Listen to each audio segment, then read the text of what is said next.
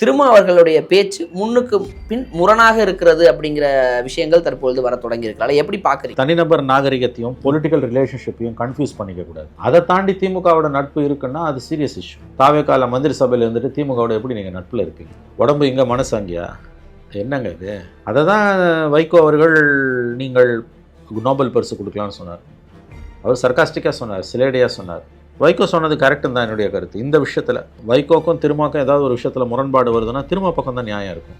ஆனால் முதன்முறையாக வைகோ பக்கம் நியாயம் இருக்கும். ஏன்னா வைகோ சொல்கிறது 100% கரெக்ட். வைகோட கருத்து தான் பெரும்பாலான உள்ள கருத்து. கடந்த 2 மாதங்களாக தேர்தலுக்கு முன்பு 2 மாதம், இப்போது 2 மாதமாக திருமாவுடைய பேச்சு முன்னுக்கு பின் முரணாக பேசுவதில் கின்னஸ் ரெக்கார்ட் படைத்து கொண்டிருக்கிறது. கட்சிக்காரங்களே சொல்கிறாங்க. தனிப்பட்ட முறையில் விசிகா நண்பர்கள்ட்ட பேசும்பொழுது அனைவரும் ஒப்புக்கொள்கிறார். இல்லைங்க, அவங்க தாவேகா கூட்டணியில் தான் பயணப்பட்டாங்க. திரும்ப என்ன சொன்னாலும் அவங்க தாவேகா கூட்டணியில் மந்திரி சபைக்குள்ளே போன பிறகு அவங்க தாவேகா கூட்டணியில் போயிட்டாங்க. அதுக்கு ஒன்றும் திரும்ப சர்டிஃபிகேட் கொடுக்கணும் அல்லது ஸ்டாலின் சர்டிஃபிகேட் கொடுக்கணும்லாம் அவசியமே கிடையாது. அமைச்சரவைக்குள்ளே போன பிறகு அவங்க தாவேகா கூட்டணி தான். திரும்ப ஒப்புக்கொண்டாலும் ஒப்புக்கொள்ளாவிட்டாலும் அதான் உண்மை. மந்திரி சபைக்குள்ளே போயிட்டாங்கனால அவங்க கூட்டணி தான். உங்களுக்கு பிடிக்குதோ பிடிக்கல, இல்லைன்னா மந்திரி சபை விட்டு வெளில வாங்க. இது ஒரு பக்கம். இன்னொரு பக்கம் எஸ்ஐஆருக்கு எதிராக இந்தியாவோட தேர்தல் சிஸ்டமே கொலாப்ஸ் ஆகிட்டு இருக்கு, நீங்கள் தலையிடணும்னு உச்சநீதிமன்றத்தோட தலைமை நீதிபதிக்கு இந்தியா கூட்டணியுடைய தலைவர்கள் ஒரு கூட்டு கடிதம் எழுதுகிறார். அந்த கடிதத்தில் இந்தியா கூட்டணியில் தாங்கள் இடம்பெறவில்லை என்று சொல்லிவிட்ட, வெளிப்படையாக அறிவித்த 2 கட்சிகள் கையொப்பமிட்டிருக்கின்றன. ஒன்று திராவிட முன்னேற்ற கழகம், இன்னொன்று ஆம் ஆத்மி கட்சி. எஸ்ஐஆருக்கு எதிராக சுப்ரீம் கோர்ட்டில் கேஸ் போட்ட தாவேகா இந்த கடிதத்தில் கையெழுத்து போட மறுத்திருக்குது. கேட்டால் இந்தியா கூட்டணியிலே தாவேகா இல்லை, ஏன்னா எம்பிஸ் இல்லாதவங்க இந்தியா கூட்டணி இல்லைன்னு ஒரு கதை அழகுறாங்க. எம்பிஸே இல்லாதவங்க இந்தியா கூட்டணியில் இருக்காங்க. நேரடியாக பிஜேபியை சங்கடப்படுத்தக்கூடிய எந்த வேலையும் செய்ய ஜோசப் விஜய் மறுக்கிறார். ஏன்னா காரி துப்புவாங்க கீழே திமுக காரணம். பப்ளிக்கும் அதாவது காரி உமிழ்வார்கள். அறம் நாடு நேயர்களுக்கு அன்பு வணக்கம். இன்று நம்மோடு இணைந்திருப்பவர் மூத்த பத்திரிகையாளர் திரு மணி அவர்கள். சார் வணக்கம். சார் வணக்கம். தாவேகா கூட்டணியில் தான் நாங்கள் நீடித்து நிற்க போகிறோம், அவங்களோட தான் எங்கள் கூட்டணி, அவங்களோட தான் பயணிக்க போகிறோம் அப்படின்னு வன்னியரசு சொல்கிறார். நாங்கள் திமுகவோடு நட்பில் தான் இருக்கிறோம், தாவேக்கால அமைச்சர்கள் இடம்பெற்றிருக்கிறோம் அப்படின்னு திருமாவளவன் அவர்கள் சொல்கிறார். அதற்கு எதிர்வினையாக நீங்கள் இந்த கருத்துக்கு நோபல் பரிசே கொடுக்கலான்னு வைகோ அவர்கள் சொல்கிறார். இப்படி திருமாவர்களுடைய பேச்சு முன்னுக்கு பின் முரணாக இருக்கிறது அப்படிங்கிற விஷயங்கள் தற்பொழுது வர தொடங்கி இருக்கிறால எப்படி பார்க்குறீங்க? இல்லைங்க, அவங்க தாவேகா கூட்டணியில் தான் பயணப்பட்டாங்க. திரும்ப என்ன சொன்னாலும் அவங்க தாவேகா கூட்டணியில் மந்திரி சபைக்குள்ளே போன பிறகு அவங்க தாவேகா கூட்டணியில் போயிட்டாங்க. அதுக்கு ஒன்றும் திரும்ப சர்டிஃபிகேட் கொடுக்கணும் அல்லது ஸ்டாலின் சர்டிஃபிகேட் கொடுக்கணும்லாம் அவசியமே கிடையாது. அமைச்சரவைக்குள்ளே போன பிறகு அவங்க தாவேகா கூட்டணி தான். திரும்ப ஒப்புக்கொண்டாலும் ஒப்புக்கொள்ளாவிட்டாலும் அதான் உண்மை. அவர் நாங்கள் திமுக கூட்டணின்னு சொல்கிறது சில அரசியல் காரணங்களுக்காக அதை சொல்லி கொண்டிருக்கிறார். இப்போ அந்த தொனி குறைஞ்சிக்கிட்டே வருது. வன்னியரசு மந்திரியாக வச்சுக்கிட்டு நாங்கள் தாவேகா கூட்டணியில் இருக்கோமா இல்லையான்னு எங்களுக்கே தெரியாது, நாங்கள் திமுக கூட்டணியில் இருக்கோம், அப்புறம் திமுக நட்புடன் இருக்கோம் என்பதெல்லாம் இது இத்தகைய பேச்சுக்கள் ரொம்ப நாள் ஓடாது. அது குறைய ஆரம்பிச்சிருக்கு. வரும் நாட்களில் அது முற்றிலும் நின்றுடும் அப்படி தான் நம்புகிறேன். இடைத்தேர்தலே இவங்க எல்லாம் ஒன்றா தான் போய் மேடையில் நின்னாகணும். இடைத்தேர்தல் எப்பொழுது நடந்தாலும் இப்போ ஸ்டே கொடுத்துருக்காங்க. அது ஸ்டே ஒன்றும் பர்மனெண்ட்டெல்லாம் இருக்க முடியாது. கூடிய சீக்கிரம் அந்த ஸ்டே வெக்கேட் ஆகிடும். அந்த ஸ்டே கொடுத்தது தப்பு என்பது என்னுடைய கருத்து. அது நிச்சயமாக நிற்காது, சுப்ரீம் கோர்ட்டில் நிற்காது. ஹைகோர்ட்லேயே ஜூலை 31 வரும்போது ஐ திங்க் ஆகஸ்ட் மாதத்துக்குள்ளே கண்டிப்பாக ஸ்டே வெக்கேட் ஆகணும். இஷ்டம் போல் அதை எலெக்ஷன் பெட்டிஷனுக்காகலாம் எலெக்ஷன் நடத்தக்கூடாதுன்னா அப்பாவு கேஸ்லலாம் 15-20 வருஷம் 15 வருஷம் ஓடிச்சு. சிதம்பரம் கேஸில் 12 வருஷம் ஓடிச்சு. அதெல்லாம் ரொம்ப தவறான ஒரு தீர்ப்பு. அது என்னை பொறுத்தவரையில் அந்த 5 சட்டமன்ற தொகுதிகளுக்கு இடைத்தேர்தல் நடத்தக்கூடாது என்ற உயர்நீதிமன்றத்தின் தீர்ப்பு தவறான தீர்ப்பு என்பதுதான் என்னுடைய கருத்து. எனவே எலெக்ஷன் கமிஷனும் மாநில அரசு சம்மந்தப்பட்டவர்கள் உச்சநீதிமன்றத்தை நாடுவார்கள் அல்லது சென்னை உயர்நீதிமன்றத்திலேயே அடுத்த முறை ஹியரிங் வரும்பொழுது ஜூலை 31 வாக்கில் அல்லது அடுத்த 1 மாதத்திற்குள் அந்த ஸ்டே வெக்கேட் ஆகிடும் தான் நான் நம்புகிறேன். இந்த தீர்ப்பு தவறானது என்பதுதான் என்னுடைய கருத்து. தேர்தல் எப்போ வந்தாலும், இடைத்தேர்தல் எப்போ வந்தாலும் கண்டிப்பாக இவர்கள் அனைவரும் காங்கிரஸ், 2 இடதுசாரிகள், விசிகா, ஐயுஎம்எல், தாவேக்காவோடு சேர்ந்து ஒரே மேடையில் தான் போய் அவங்க பிரச்சாரம் பண்ணி ஆகணும். அப்படியெல்லாம் எதெல்லாம் பண்ணாமல் விட்டாங்கன்னா கூட்டணி கொலாப்ஸ்னு அர்த்தம். அது மக்கள் ரொம்ப எப்படி சொல்கிறதுனே தெரியல. மக்கள் மிக கடுமையாக அதை பார்ப்பார்கள். அதுக்கு பிறகு தாவேக்காவோட இவங்க ஒட்டுமரவும் இருக்காது. தாவேக்கா அரசில் இருந்துக்கிட்டு அரசை ஆதரிச்சுக்கிட்டு பிரச்சாரத்துக்கு போக மாட்டேன்னு சொல்கிறதோ அல்லது நேரடியாகவோ மறைமுகமாகவோ திமுகவை ஆதரிப்பதோ அபத்தத்தின் உச்சமாக இருக்கும். அதெல்லாம் யாராலையும் செய்ய முடியாது. பிரச்சார மேடையில் ஏறி தாவேகா வேட்பாளர்களுக்காக கூட்டணியை ஆதரிக்கக்கூடிய, கூட்டணிக்கு உள்ளே இருக்கக்கூடிய அத்தனை கட்சிகளும் பிரச்சாரம் விஜயோடு சேர்ந்து செய்தாக வேண்டும். அதில் மாற்று கருத்து உங்களுக்கு வேண்டாம். திருமாவளவன் அவர்கள் முன்முக்கு பின் ஐ மீன் அவர் சந்தர்ப்பத்தை பொறுத்து அந்த சூழ்நிலையை பொறுத்து ஒரு பதில் சொல்வது வந்து தற்பொழுது விவாதமாக இருக்கு இல்லையா சார்? அதுதான் இந்த கருத்துக்கு நீங்கள் நோபல் பரிசே கொடுக்க சொல்லுங்கள் அப்படின்னு சொல்லிட்டு வைகோ சொல்கிறார். அப்போ நோபல் பரிசு கொடுத்தா வாங்கிக்கிறேன். அவர் வைகோ சொன்னது கரெக்டு தாங்க. நீங்கள் இப்படி முன்னுக்கு போய் நீங்கள் வந்து கூட்டணியில் இருந்துக்கிட்டே நட்போடு இருக்குன்றதுலாம் தேவையற்ற பேச்சு. நட்புன்னா என்ன நட்பு? இப்போ பிஜேபிக்காரங்களை எதிர்க்க பார்த்தா கூட சண்டையாக போடுறாங்க, சட்டையை பிடிச்சி சண்டையாக நேரில் பார்த்தா கை குளிப்பாங்க, பேசுவாங்க, டீ குடிப்பாங்க, ஒன்றா உட்காந்து சாப்பிடுவாங்க, எல்லாம் தான் பண்ணுவாங்க. போனாலும் எல்லாரும் ஒன்று தான். தனிநபர் நாகரிகத்தையும் பொலிட்டிக்கல் ரிலேஷன்ஷிப்பையும் கன்ஃபியூஸ் பண்ணிக்க கூடாது. அதை தாண்டி திமுகவோட நட்பு இருக்குன்னா அது சீரியஸ் இஷ்யூ. தாவேக்கால மந்திரி சபையில் இருந்துட்டு திமுகவோட எப்படி நீங்கள் நட்பில் இருப்பீங்க? உடம்பு இங்கே மனசு அங்கேயா? என்னங்க இது? அதை தான் வைகோ அவர்கள் நீங்கள் நோபல் பரிசு கொடுக்கலான்னு சொன்னார். அவர் சர்காஸ்டிக்காக சொன்னார், சிலேடியாக சொன்னார். அதாவது வந்து எப்படி அதுக்கு பேர் வந்து வஞ்சக புகழ்ச்சியாக அவர் சொன்னார். வஞ்ச புகழ்ச்சி அது. வைகோ சொன்னது கரெக்டுன்னு தான் என்னுடைய கருத்து. இந்த விஷயத்தில் வழக்கமாக வைகோக்கும் திருமாக்கும் ஏதாவது ஒரு விஷயத்தில் முரண்பாடு வருதுன்னா திருமா பக்கம் தான் நியாயம் இருக்கும். ஆனால் முதன்முறையாக வைகோ பக்கம் நியாயம் இருக்குது. ஏன்னா வைகோ சொல்கிறது 100% கரெக்ட். வைகோட கருத்து தான் பெரும்பாலான உள்ள கருத்து. கடந்த 2 மாதங்களாக, தேர்தலுக்கு முன்பு 2 மாதம், இப்போது 2 மாதமாக திருமாவுடைய பேச்சு வந்து முன்னுக்கு பின் முரணாக பேசுவதில் வந்து கின்னஸ் ரெக்கார்ட் படைத்து கொண்டிருக்கிறது. கட்சிக்காரங்களே சொல்கிறாங்க. தனிப்பட்ட முறையில் விசிகா நண்பர்கள்ட்ட பேசும்பொழுது அனைவரும் ஒப்புக்கொள்கிறார்கள்.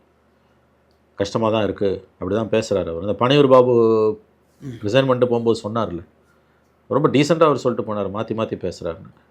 ஒரு குழப்பத்துக்கு காரணம் நிர்வாகிகள் ஒரு பக்கம் விரும்புகிறாங்க, மேலே நம்ம அதுக்குள்ளே போக விரும்பலை. நான் அது ரொம்ப பேசியாச்சு, சலிக்க பேசியாச்சு.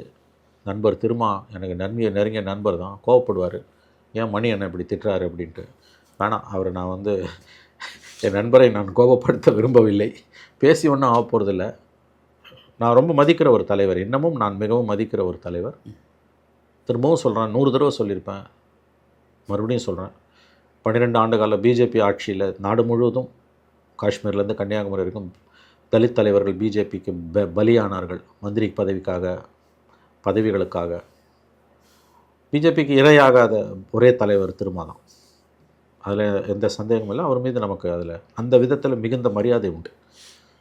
துரதிருஷ்டவசமாக கடந்த 4 மாதங்கள், அதில் குறிப்பாக 2 மாதங்களாக அவருக்கு என்ன ஆச்சுன்னு எனக்கு புரியல. அதனால் வந்து வைகோ சொல்கிறதை நான் வழிமொழிகிறேன். முதன்முறையாக வைகோக்கும் திருமாவுக்கும் இடையிலான முரண்பட்ட பேச்சில் முதன்முறையாக வைகோ பக்கம் நான் நிற்கிறேன். அவ்வளோதான், விட்டுருங்க, இதுக்கு மேலே பேசாதீங்க. நண்பர் திருமா கோபித்துக் கொள்வார். இப்போ எனிவேஸ், இடைத்தேர்தலில் இவர்கள் ஒன்றாகத்தான் சந்தித்தாக வேண்டும். அதற்குள்ளாக நீங்கள் இல்லை என்று சொன்னாலும் நீங்கள் இந்த கூட்டணியில் தான் இருக்கீங்க, அப்படி தான் ஏற்றுக்கணும். அதுதான் பொருள். சார், இதில் என்ன சார் இதை ஏன் வந்து மீடியா இப்படி பேசுதுன்னு எனக்கு புரியல. திருமா கிட்ட போய் விளக்கம் கேட்குறேன், ஏன் மீடியா கேட்குதுன்னு எனக்கு புரியல. எனக்கு மீடியா மேலே தான் வந்து கோபம் வருது, அசூயாக இருக்குது. திருமா வந்து ஒப்புதல் வாக்குமூலம் கொடுக்கணுன்னா, ஸ்டாலின் சர்டிஃபிகேட் கொடுக்கணுன்னா அவசியமே கிடையாது. எந்த நிமிடம் மந்திரி சபைக்கு உள்ள வன்னி அரசு போனாரோ அந்த நிமிடமே தாவேக்கா விசிகா உறவு மலர்ந்து விட்டது. இப்போ 2 இடதுசாரிகள் வந்து நாங்கள் திமுக கூட்டணியில் இருக்கோம்னு சொன்னால் கூட அதில் ஒரு லாஜிக் இருக்குது. ஏன்னா அவங்க மந்திரி சபைக்கு உள்ளே இல்லை. ஆனால் அதுவே முரண்பாடாக தான் இருக்கும். ஏன்னு கேட்டிங்கன்னா, நீங்கள் வந்து 2 பேரும் எதிரெதிர் கட்சிகள். திமுகவை வீழ்த்திய தாவேக்காவை வெளியிலேருந்து ஆதரித்து விட்டு திமுகவுடன் இருக்கிறோன்னா முரண்பாடு, ஆனால் புரிந்து கொள்ளக்கூடிய முரண்பாடு. ஆனால் விசிக்கு, ஐயுஎம்எல், காங்கிரஸ் போன்ற கட்சிகள் தாவேக்காவுடன் சேர்ந்து விட்டார்கள், அரசியல் கூட்டணிக்குள் வந்து விட்டார்கள்.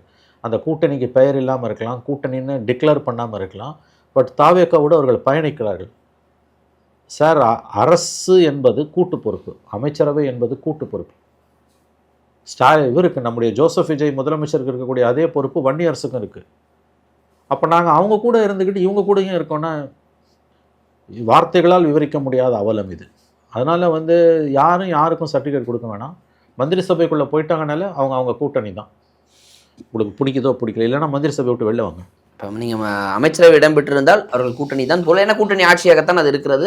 என்னங்க இது அதில் நம்ம கேள்வி கேட்கல, அவங்க விருப்பம். ஆமாம், இதுக்கு வந்து இதுக்காக ஒன்றுமே இல்லாமல் வடிவேலு பாஷன்னு சொன்னால் அம்மா ஜல்லிக்கு புரோஜன விஷயத்துக்கு ஏன்டா இப்படி சண்டை போடுறீங்க அப்படின்னு. ஓகே சார், இப்போ திரும்ப பேசின இந்த ஒரு விஷயம் மட்டும்தான்.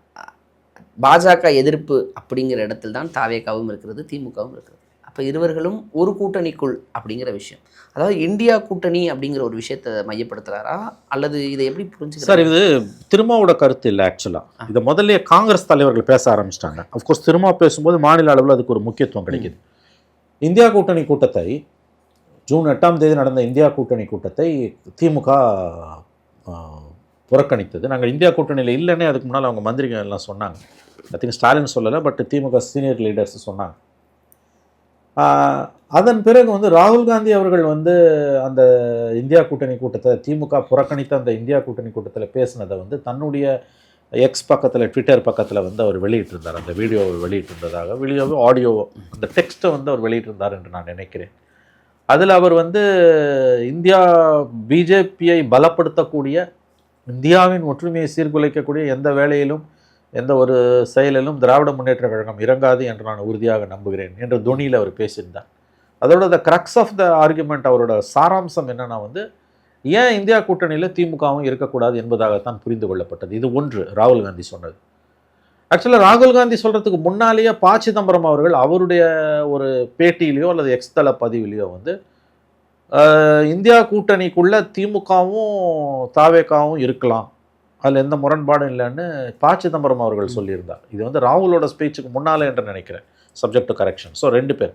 மூணாவதா ஐ திங்க் இந்தியா டுடே கொடுத்த பேட்டியில் வந்து ஒரு நீண்ட பேட்டி, அதில் வந்து டாக்டர் அபிஷேக் மனு சிங்வி, சுப்ரீம் கோர்ட்டு மூத்த வழக்கறிஞர், முன்னாள் மத்திய இது இந்தியாவோட அட்டார்னி ஜெனரலாக இருந்தவர் அபிஷேக் மனு சிங்வி, அவர் என்ன சொல்கிறாருன்னா, திமுக எங்களுடைய நீண்ட நாள் எங்களுடைய நண்பன், அவர்கள் இந்த கூட்டணியை விட்டு இந்தியா கூட்டணியிலிருந்து வெளியேறியது எங்களுக்கு வருத்தம் அளிக்கிறது. நாங்கள் வந்து அப்போ வந்து அந்த செய்தியாளர் கேட்குறாங்க, நீங்கள் ஆமாம் நீங்கள் வந்து விஜய்க்கு ஆதரவு அளித்ததால் தானே இந்த பிரச்சனை வந்தது, நீங்கள் வெறும் ஆதரவு கூட அளிச்சுருந்தா திமுக கோபம் வந்திருக்காது, மந்திரி சபையிலையும் போனதால் தானே திமுகவுக்கு அந்த கோபம் வந்தது, அந்த கோபம் நியாயமானதானேன்னு அந்த செய்தியாளர் கேட்கிறார்.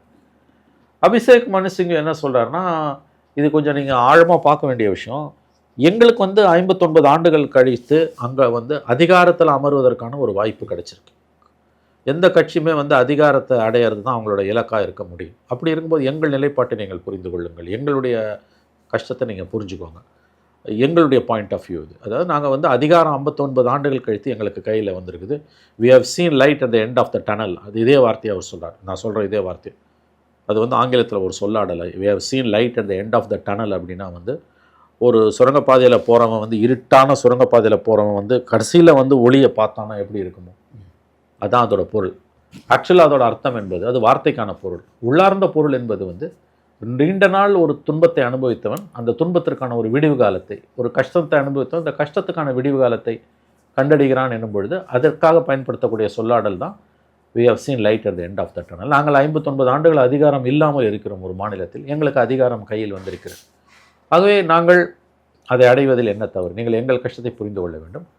அது சொல்லிட்டு சிங்வி என்ன சொல்கிறாருன்னா, நான் மறுபடியும் சொல்லுகிறேன், திமுக எங்களுடைய உற்ற நண்பன், நம்பிக்கைக்குரிய நண்பன்.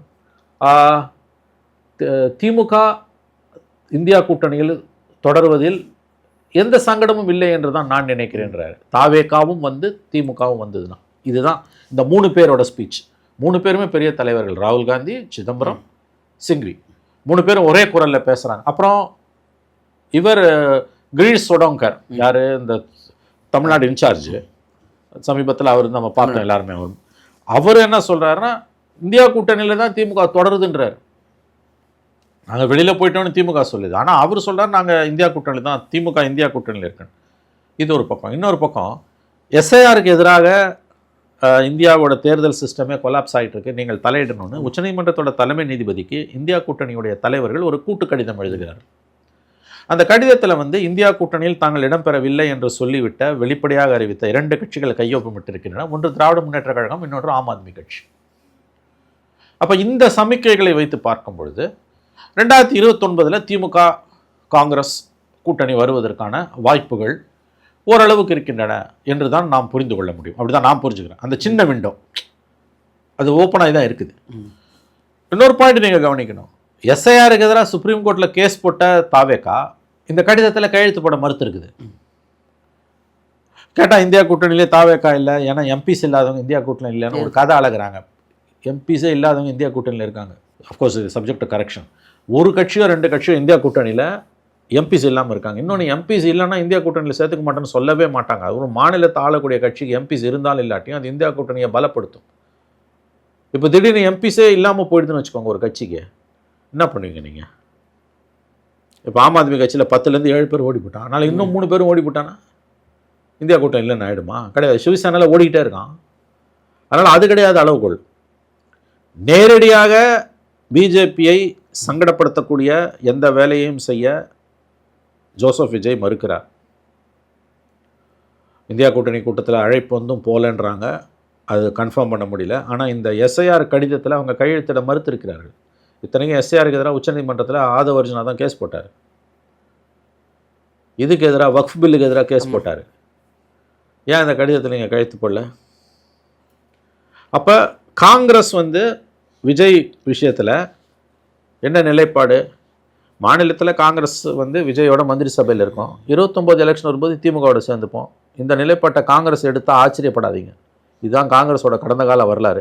திமுக சகிச்சுக்குமானா அதை நீங்கள் திமுக கிட்ட தான் கேட்கணும். அடுத்ததான் கேட்க வந்தேன். இப்போ அதை காங்கிரஸ் எடுக்கும் சார், அதை திமுக ஏற்றுக்க முடியுமா? ஏன்னா வெற்றி பெற்றவர்கள் நன்றி கூட சொல்லாமல் ஓடிவிட்டாங்க. காரி துப்புவாங்க கீழே திமுக காரணம். பப்ளிக்கும் ஆல்ரெடி அடிதடியாகி பலவர்கள் அடிச்சுக்கிட்டாங்க. அதாவது காரி உமிழ்வார்கள். எப்படிலாம் ஒரு நிலைமை வந்துன்னா, அதாவது விஜயோட மந்திரி சபையில் இருப்பீங்க, பார்லிமெண்ட் எலெக்ஷனில் திமுகவோட சேர்ந்துப்பீங்கன்னா வாய்ப்பே கிடையாது.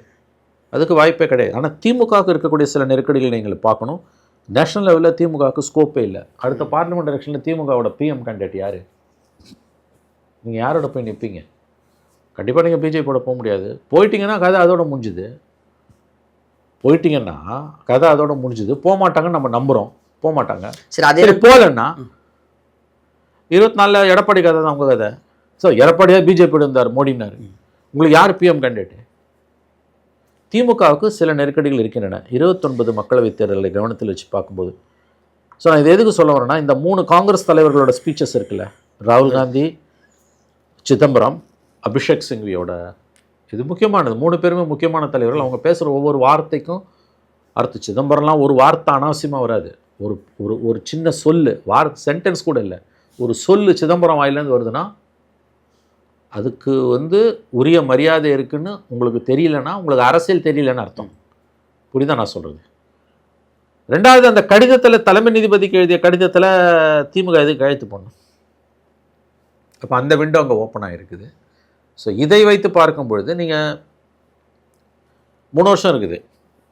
இப்போ நீங்கள் திமுகவிற்கு வைக்கிற அதே கேள்வி தானே தாவேக்காவுக்கும் பொருந்தும் சார். தாவேக்காவுடைய பிரதமர் வேட்பாளர் இந்தியா கூட்டணியில் தாவேக்கா ஒருவேளை இடம்பெறவில்லை, தமிழகத்தில் மட்டும் காங்கிரஸோட கூட்டணியில் இருக்கிறோம், அப்போ நீங்கள் ஒட்டுமொத்தமாக பிஜேபி எதிர்ப்பை பிரதிபலிக்கலைன்னா தாவேக்காவுடைய எம்பிக்கள் எப்படி உருவாங்க? அப்போ அது அவங்க ஸ்டாண்ட் எடுத்தாகணும். அவங்க இப்போ என்ன பண்ணுறாங்க, 28 டிசம்பர் வரைக்கும் ஒரு பாலிசி, ஒரு திங்கிங் என்ன, ஒரு ஸ்கூல் ஆஃப் தாட் என்னென்னா, 28 டிசம்பர் வரைக்கும் அவங்க பிஜேபி ஏற்று எதுவும் பெருசாக பேச மாட்டாங்க. 29 ஜனவரிலேருந்து பிஜேபி ஏற்று பேசுவாங்க. பார்லிமெண்ட் எலெக்ஷன் நேரத்தில் காங்கிரஸோட தான் இருப்பாங்கன்றாங்க அப்படின்னு சொல்கிறாங்க. நான் கொஸ்டின் இஸ், காங்கிரஸும் திமுகவும் தாவேக்காவும் ஒரு கூட்டணியில் இருக்க முடியுமா? வாய்ப்பே இல்லை. வாய்ப்பே கிடையாது. அவங்க ஆன்டி டிஎம்கே ஓட்டுங்க. அது கம்ப்ளீட்லி ஆன்டி டிஎம்கே ஓட்டு. திமுக பிடிக்காதவன், அண்ணா திமுக பிடிக்காதவன் தான் தாவேக்காவுக்கு போட்டிருக்கான். அது எப்படி அவன் உங்களுக்கு திமுகவும் தாவேக்காவும் ஒரே கூட்டணியில் இருக்க முடியும்? எதை சொல்லி ஓட்டு கேட்பீங்க 2 பேரும்? வாய்ப்பே இல்லை. வாய்ப்பு இல்லை ராஜா, வாய்ப்பே இல்லை. இது பூனைக்கும் காவல், பூனைக்கும் தோழன், பாலுக்கும் காவல்ன்ற கதை. ரொம்ப டீசெண்டாக சொன்னான். மற்ற உதாரணங்களை நான் சொல்ல விரும்பல. அந்த மாதிரியான ஒரு இது. அதனால் திருமாவர்கள் தாவேக்கா, உங்கள் கொஸ்டினுக்கு வரான், தாவேக்கா எங்கே போயிட்டோம் நம்ம, தாவேக்காக்கும் தாவேக்காவும் திமுகவும் ஆன்டி பிஜேபி ஃப்ரண்ட்டில் இருக்கணுன்றது இது ரொம்ப என்னை பொறுத்த வரைக்கும் அபத்தமான கருத்து. பிஜேபி எதிர்ப்புன்ற ஒற்றை காரணியை வச்சு நீங்கள் மாநில அரசியலில் தன்னை வீழ்த்தி காட்டிய ஒரு கட்சியோட திமுக எப்படி உறவு கொள்ள முடியும்? அவங்களுக்கு மாநில அரசியல் தான் பிரதானம். அவங்க பிஜேபியோடய 4 வருஷம் அலையன்ஸில் இருந்தவங்க யார்? திமுக. அவங்க எப்படி தாவேக்காவை சகிப்பாங்க? அவங்க தங்களை வீழ்த்திய தாவேக்காவை திமுக ஒருபோதும் மன்னிக்காது. அப்போ அவங்கள பொறுத்த வரைக்கும் தாவேக்காவை வீழ்த்துறது ஒன்று தான் அரசியல் ரீதியாக, பர்சனலாக சொல்லலை, பொலிட்டிக்கலி அரசியல் ரீதியாக தாவேக்காவை வீழ்த்துறது திமுகவோட தலையாய கடமையாகவும் எண்ணமாகவும் நோக்கமாகவும் ஒரே குறிக்கோளாகவும் தான் இருக்கும். அதனால் தாவேக்காவோடு சேர்ந்து பயணப்பட்டு பிஜேபியை வீழ்த்த வேண்டிய கட்டாயமோ நிர்பந்தமோ கடமையோ இலக்கோ ஆசையோ எதுவுமே திமுக கிடையாது. அதுக்கு பிஜேபியை போட்டோம் அவங்கள பொறுத்த வரைக்கும். இங்கே விஜயோட சேர்ந்து தான் பிஜேபியை வீழ்த்தணும்னா அந்த மாதிரியான ஒரு தோல்வியை பிஜேபி கொடுக்கணும்னு அவசியமே கிடையாது. பிஜேபி ஆண்டு போட்டுருந்தா அவங்க நினைப்பாங்க. அவங்க கோணத்துலேருந்து சரியாக கூட இருக்கலாம் இல்லையா? ஏன்னா அவங்களுடைய தளம் என்பது மாநில அரசியல் தான், தேசிய அரசியல் கிடையாது. தமிழ்நாட்டுக்குள்ளே தான் திமுக ஒரு மாநில கட்சி. அது மாநில கட்சி தன்னை வீழ்த்தின ஒருத்தரோட சேர்ந்துட்டு தேசிய இலக்கை நோக்கி எப்படி போக முடியும்? இது ரொம்ப தவறான பேச்சு. இது ஒரு விதத்தில் திமுக சீன்ற பேச்சு. இதெல்லாம் சிதம்பரம் பேசினாலும், ராகுல், அபிஷேக் சிங்வி, திருமா யார் பேசினாலும், தாவேக்காவும் திமுகவும் சேர்ந்து இந்தியா கூட்டணியில் பிஜேபிக்கு எதிராக ஒரு அணியில் இருக்கணுன்றதுலாம் நிச்சயமாக சொல்லுவேன் நான். இது திமுகவை குறிப்பாக ஸ்டாலின் அவர்களை சீண்டக்கூடிய பேச்சு தான் இது. எப்படி சார் ஒன்றா சேர முடியும்? வாய்ப்பே இல்லை. இப்போ இறுதியாக ஒரு கேள்வி, இடைத்தேர்தலில் வச்சு நல்லா வெளுத்து விடுங்க அப்படின்னு சொல்லிட்டு கரூரில் சொல்கிறார். இப்போ இடைத்தேர்தல் வைத்துட்டோம்னா முழுக்க முழுக்க திமுகவை தோல்வி பெற செய்வதற்காக விஷயங்களை தான் கையில் எடுக்கிறாரு. இப்போ எப்படி ஆன்டி டிஎம்கே அப்படிங்கிறது தான் ஏடிஎம்கேடைய கோர் ஓட் பேங்காக இருந்ததோ, மீண்டும் மீண்டும் திமுக வெறுப்பு அப்படிங்கிற, திமுகவை வேணாம் என்று வெறுக்கக்கூடியவர்கள் அந்த ஓட்டுகளை மட்டும்தான் மீண்டும் மையப்படுத்தி விஜய் அவர்கள் நகர்கிறார் இல்லையா? பிஜேபி எதிர்ப்புங்கிற ஒரு இடத்துக்கு வரல, திமுகவை எதிர்ப்பு அப்படிங்கிற இடத்த நகர்றாரு. இடைத்தேர்தலுக்கு இது சரியான அணுகுமுறையா எப்படி இருக்கும்? இடைத்தேர்தலுக்கு மட்டும் இல்லை, விஜயோட ஒட்டுமொத்த அரசியல் வாழ்க்கைக்கும் இதுதான் ஒரே அணுகுமுறை. இந்த இடைத்தேர்தல் மட்டும் இல்லை, இன்னும் 20 ஆண்டுகளோ 30 ஆண்டுகளோ விஜய் அரசியல் களத்தில் இருக்கிறார் என்று வைத்துக் கொள்ளுங்கள். அவர் அரசியல் களத்தில் இருக்கக்கூடிய கடைசி நிமிடம் வரையில் அவர் கடைபிடிக்க வேண்டிய ஒரே அணுகுமுறை ஆன்டி டிஎம்கே. எந்த எல்லைக்கும் போய் ஆன்டி டிஎம்கே பாலிடிக்ஸ் பண்ணணும். அதை கைவிட்டதால தான் எடப்பாடி இன்றைக்கி இந்த நிலைமையில் இருக்கார். அதிமுக இன்றைக்கி சதஞ்சு சின்ன பின்னமாயின்னு இருக்கு. அதிமுகன்ற கட்சிக்கு ஒரே ஒரு கொள்கை, உலகத்திலே இப்படி ஒரு கட்சி இருக்காது, ஒரே ஒரு கொள்கை ஆன்டி டிஎம்கே. அதை எடப்பாடி கைவிட்டார். இந்த ஜெயலலிதா செத்து 10 வருஷம் ஆக போகுது. இந்த 10 வருஷத்தில் 4.5 வருஷம் பவரில் இருந்தார், 5 வருஷம் எதிர்கட்சியாக இருந்து ஆன்டி டிஎம்கே பண்ண வேண்டிய அளவுக்கு பண்ணல. குறிப்பாக திமுக அதிகாரத்தில் இருக்கும்போது அவர் பண்ணவே இல்லை. அதனுடைய விளைவு தான் இன்றைக்கி வந்து விஜய் பக்கம் ஓடுறாங்க. இதை பாருங்கள், 50 வருஷமாக இல்லை 60 வருஷமாக, குறிப்பாக அண்ணா அவர்கள் மறைவுக்கு பிறகு தமிழ்நாடு அரசியலோட மையக்கரு ஒன்றே தான் ஆன்டி டிஎம்கே. அதை யார் வந்து பிரதிநிதித்துவப்படுத்துகிறாங்களோ அவங்க தான் ஜெயிக்க முடியும். இது ரொம்ப சிம்பிள். இது ஒன்றும் பெரிய அறிவெல்லாம் தேவையில்லை, புரிஞ்சுக்கிறது. எம்ஜிஆர் மறைவுக்கு பிறகு ஜானகி அம்மாவும் ஜெயலலிதாவும் தனித்தனியாக நின்னப்போ ஜானகி அம்மா தோற்றதுக்கும் ஜெயலலிதா ஜெயிச்சதுக்கும் என்ன காரணம்? அந்த ஒரு வருஷம் 88 பூரா பிரசிடென்ட் ரோலில் இருக்கும்போது 87 டிசம்பரில் எம்ஜிஆர் செத்துடுறாரு. 3 வாரம் ஜானகி அம்மா ஆட்சி. ஜனவரி 28 கவுத்துடுறாங்க.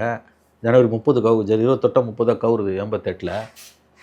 அப்புறம் ஒரு வருஷம் பிரசிடென்ட் ரோல். 89 எலெக்ஷனில் கலைஞர் ஜெயிக்கிறார் ஜனவரியில். இந்த 88 பூரா பார்த்தீங்கன்னா ஜானகி அம்மா எம்ஜிஆரோடலாம் 2-3 கலைஞரோட 2-3 மேடையில் பேசினாங்க. வாழும் தமிழாக இருக்கிறார் கலைஞர்னாங்க, ஜானகி அடின்னு வச்சு. ஜெயலலிதா இன்னொரு பக்கம் தீய சக்தி கருணாநிதினு பேசிட்டு இருந்தாங்க. ஆவரேஜ் ஏடிஎம்கே ஓட்டரு ஜானகி அம்மா விட்டு ஜெயலலிதா கிட்ட போனது காரணம் அதுதான். மினிமம் காமன் சென்ஸ் இது. அப்போ ஆன்டி டிஎம்கேவை யார் ரெப்ரசன்ட் பண்ணுறாங்களோ அவங்க மட்டும்தான் தமிழ்நாடு அரசியலில் ஜொலிக்க முடியும், ஜெயிக்க முடியும். அது விஜய் நல்லா புரிஞ்சுக்கிட்டார். இன்றைக்கி அதிமுக பக்கத்துலேருந்து தலைவர்கள், எம்எல்ஏக்கள் மட்டும் இல்லைங்க, ஓட்டே விஜய் பக்கம் ட்ரான்ஸ்ஃபர் ஆகுது. இப்போ ஒரு ஆன்டி டிஎம்கேவை வந்து கடுமையாக பேச ஏடிஎம்கே பக்கம் இருக்க வாக்குகள் வந்து ஏற்கனவே அதிமுகலேருந்து அள்ளின்னு போட்டார். அதில் தான் 107 சீட்டு. மிச்சம் சொச்சம் இருக்கிறதையும் அவர் மொத்தமாக எடுத்துன்னு போடுவார். ஆகவே வந்து ஆன்டி டிஎம்கேவை வந்து அவர் அக்ரெசிவாக பண்ண ஆரம்பிக்கிறது தான் அவருடைய வெற்றிக்கான இலக்கணங்களில் தலையாய இலக்கணம். நம்பர் 1 ரீசன் ஆன்டி டிஎம்கேவை அக்ரெசிவாக சம்டைம்ஸ் நீ பகுத்தறிவுக்கு பொருந்தாமல் கூட பேசணும். அவங்க ஸ்டாலின் ஒன்று சொன்னார்னா சூரியன் வந்து கிழக்கில் உதிச்சு மேற்கில் மறையுதுதான், வடக்கில் உதிச்சு வடக்குலேயே மறையுதுன்னு சொல்லணும். இப்படிலாம் நீ பேசினா தான் ஓட்டு வரும். அதை அவர் புரிஞ்சுக்கினேன். இப்படி தான் ஜெயலலிதா ஜெயித்தாங்க, இப்படி தான் எம்ஜிஆர் ஜெயித்தார். அதை கைவிட்டதால தான் எடப்பாடி இன்றைக்கி கட்சிக்கு கரைஞ்சு காணாமல் போயிட்டுருக்குது. அந்த ஓட் பேங்கு திமுகவுக்கு போகாது, தயவு செஞ்சு அதை புரிஞ்சுக்கோங்க. அது கொஞ்சம் பிஜேபிக்கு போச்சு, கொஞ்சம் சீமானுக்கு போச்சு, இப்போ என் மாதம் அப்படியே விஜய்க்கு போக ஆரம்பிச்சிருக்கு. அதனால் அந்த சூட்சுமத்தை, அந்த சூத்திரத்தை, வெற்றி சூத்திரம் தமிழ்நாட்டில் ஜெயிக்கணும்னா வெற்றி சூத்திரம் ஒன்று தான். என்னது? அதை நல்லா கையில் எடுத்துக்கிட்டார் அவர். அது போதும் அவங்களுக்கு. ஜெயிக்கிறது தானே முக்கியம் ஒரு அரசியல்வாதி. ஆகவே அதை அவர் தெளிவாக கையில் எடுத்துக்கிட்டாரு. பார்ப்போம் வரும் நாட்களில் மக்கள் என்ன முடிவு பண்ணுறாங்க. ஓகே சார், அது இடைத்தேர்தலில் திமுக எதிர்ப்பை தான் இல்லை, அவர் என்டையர் அரசியல் பாலிடிக்ஸே இனிமேல் ஆன்டி டிஎம்கே தாங்க. எனக்கு ஆன்டி பிஜேபி கூட கிடையாது. எனக்கு இடைத்தேர்தலில் மட்டும் சுருக்கி பார்க்காதீங்க. இடைத்தேர்தல் இப்போ வரதால இடைத்தேர்தல் 6 சொல்ல திமுக எதிர்ப்பு தான். ஆனால் 29 நாடாளுமன்ற தேர்தலும் ஈடுபடல, அது வேற. அந்த பாலிடிக்ஸ் வேற. அப்போ வந்து அவர் ஆன்டி பிஜேபி ஸ்டாண்ட் எடுக்கணும். ஆன்டி பிஜேபி ஸ்டாண்ட் எடுக்கலன்னா கஷ்டம். பாலிடிக்ஸ்க்காக பார்லிமெண்ட் எலெக்ஷனுக்கு தான் வேற. ஓகே, அதான் இப்போ இப்பொழுதுக்கு இல்லை, இவருடைய மாநில அரசியலை பொறுத்தவரை திமுக எதிர்ப்பு மட்டும்தான் ஒரே இதாக இருக்க போகுது. அவர் தேசிய அரசியல் அபிலாஷை இல்லைங்க. திமுக மாதிரி வந்து அவர் குடும்ப உறுப்பினர்கள் யாராவது போய் எங்கள் மந்திரி ஆகணும்லாம் அதெல்லாம் அவருக்கு ஒன்றுமே கிடையாது. ஆனானப்பட்ட எம்ஜிஆரே பார்லிமெண்ட் எலெக்ஷனில் தோத்தாரு. 3 மாசத்துல கவுத்துட்டு எலெக்ஷன் வச்சப்போ ஜெயிச்சுட்டு வந்தார். அதனால் மக்கள் தெளிவாக இருக்காங்க. பார்லிமெண்ட் வேறு, அசம்பிளி வேறங்கிற புரிதல். அசம்பிளியை பொறுத்த வரைக்கும் ஆன்டி டிஎம்கே பேசினா மட்டும்தான் ஜெயிக்க முடியும். வேறு எதனா குல்மா வேலைன்னு வானுங்கள்ல, அந்த மாதிரிலாம் மாற்றி பேசுறது இதெல்லாம் நீ பண்ணனா தூக்கி அடிச்சிடுவாங்க. அந்த குழப்பமே இருக்கக்கூடாது, தெளிவாக இருக்கணும். ஆன்டி டிஎம்கே தான் ஒரே பாலிடிக்ஸ், மற்ற பாலிடிக்ஸ் எதுவும் கிடையாது. அந்த புரிதல் இருந்துன்னா ஜெயிக்க முடியும். எடப்பாடி அதை கைவிட்டார், இன்னைக்கு கட்சி அவர் கையை விட்டு போயிட்டு இருக்குது. சார், இடைத்தேர்தல் குறித்தும் அதில் பொது வேட்பாளர் சீமான் இதெல்லாம் குறித்தும் அடுத்தடுத்த செய்திகள் வருது, பொறுத்திருந்தெல்லாம் பேசுவோம் சார். நேரம் கொடுக்குறதுக்கு நன்றி சார்.